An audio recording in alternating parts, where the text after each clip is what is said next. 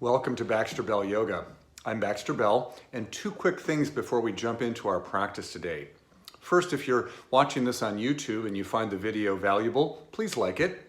Secondly, if you want to learn more about my yoga teaching, whether that's yoga classes online or in person, yoga privates or yoga therapy privates, or upcoming workshops and retreats, there's one easy place to find all that information. That's my website, baxterbell.com. So without further ado, let's jump right into our practice. Today we're going to be working on a pose that we normally do standing, and it's one of the balance poses in modern yoga practice. And I find it's a really great pose to practice reclining as a way to kind of get a sense of how the legs and arms are working before we do it standing up. So it's a great preparation for the full pose. So this is reclining eagle pose or Garudasana. Supta Garudasana. And all you need is a mat. If you want extra padding, you can put a blanket out. But we're going to go through this and I'm going to show you the static version of this pose. And then eventually I'll show you, on another video, I'll show you a very cool version that's dynamic. All right? I will share with you, I should say. Okay, so come on down to lie on your back in constructive rest position. Have your legs relatively close together, knees bent, and feet about 2 feet away from your hips. We're going to take the arms out to our sides in a T position, and let's build the pose first by working with the arms first and then the legs second. So we're going to go ahead and bring the arms up directly above the shoulders. I'm going to cross my right arm on top of my left arm, and then I'm going to bend my forearms so they point directly toward the wall behind me, and then you can make the clasp or have the hands separated depending on what's accessible for your shoulders. Now there's a tendency for the elbows to drop down, so I want to have my elbows directly above the shoulders. And then I'm pushing the elbows up a little bit so I can feel the shoulder blades. If I'm down here, I can feel my shoulder blades touching the floor. If I press up, I can feel my shoulder blades wrapping further around the side of the body. So this is a nice way to create some of that nice openness in the upper back area that we get with eagle arms. And then I'm going to release that just to take a moment to let that right and left arm come out to the side. And then let's repeat that with the other arm on top. So this time the left arm is on top. I cross the arms to the elbows, bend the forearms so they point directly back towards the wall behind you. If you can make the clasp, great. If not, then have the hands separated. And then position the elbows essentially over the line of the shoulders and press the elbows skyward. So we want to create that press away from the chest to create the broadening or widening of the scapula or shoulder blades on the upper back. Now we're going to release the arms out again for a moment, and then we're going to bring our attention to the legs.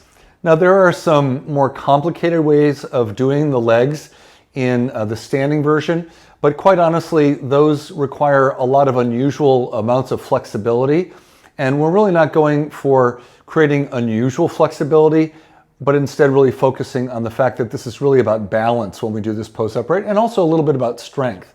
So what we're going to do is we're going to lift the right leg up and cross it over the left leg. And then you could lift both legs up in the air for a moment if you wanted to kind of work the core a little bit, or you could keep your bottom foot, which is my left foot, on the floor.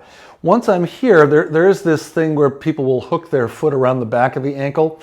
I find that, that's fine to do if there's no strain in any of your joints, but I find in general this works very nicely just to let the foot be to the outside of the other ankle. And then what I'd like you to do is I'd like you to squeeze the inner thighs toward one another. So create a nice squeezing action of the legs so we're getting a little strengthening even as we're here on the ground. Also, the foot that's on the ground could press into the floor. So I'm pressing my left foot down, which actually invites a nice feeling of space underneath my lower back. And then let's release that foot down to the floor. So the right foot comes down, and let's change sides. So we're going to take our left leg, cross it tightly over the right leg. So this is a tight, narrow cross of the thighs. And again, I'm not going to worry about tucking my foot, but I am going to squeeze my inner thighs together, and I'm going to press my right foot, in this instance, down into the floor. So I've got some nice sense of action and work taking place in the legs. So now that we have all the components, let's go ahead and do eagle pose on one side. So we typically, if I'm going to cross my right leg over my left, I typically let my left arm cross on top of the right. So we have opposite arm leg, which is kind of a nice little problem-solving activity for our brain. So left arm on top of the right, bring the arms into the eagle arms, remembering all those details we worked on earlier. And then I'm going to press the elbows away from the upper chest. I'm going to squeeze the inner thighs and press the left foot down into the floor. And you know, when we're standing and doing this pose, sometimes 10 or 15 seconds can seem like a long time. But here on the ground, we don't have to worry about falling, which is the good part of kind of putting the components together here before we take the pose to the upright position. So we've been in the pose at least 30 seconds, maybe a little bit longer. And so that's a nice initial amount of time to work it. Let's release the arms. Let's uncross the legs. Make sure the hips are in the center, and then just take a breath or two before we do the second side, just to let things settle a little bit, let our body integrate how that felt for us today to do that particular variation. All right, second side, we're going to cross the left leg tightly over the right. We're going to bring the arms up and cross the right arm on top of the left and bring the arms into eagle position. Our actions in the legs are thighs firming toward one another, and the bottom foot, the right foot, pressing down into the floor. The upper body actions are the forearms are bound already, and we're pressing the elbows away from the chest to create more space in that upper back area between the scapulas. And of course, you could have a distinct count that you're working on, and I usually use somewhere between 6 and 8 rounds of breath if I'm breathing kind of at my normal breath speed. That lasts about 30 seconds for a lot of folks, so that's a good starting time. And then we're going to go ahead and release now because it's been at least that long. Uncross the legs and take a moment or two before you go to sit or move on to another pose. So I'm going to roll to one side, use my top hand to bring myself up to sitting, and just come into a comfortable sitting position. So there you have it, the reclining version of Garudasana or eagle pose, a great way to set the stage for greater success when you come up and try that pose standing. Be on the lookout for another version of that I'll be offering, which is a dynamic version done lying down on your back, coming soon to Baxter Bell Yoga in the very near future.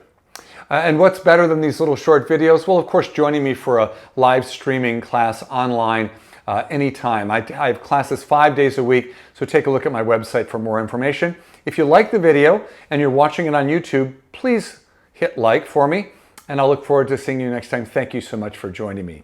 Namaste.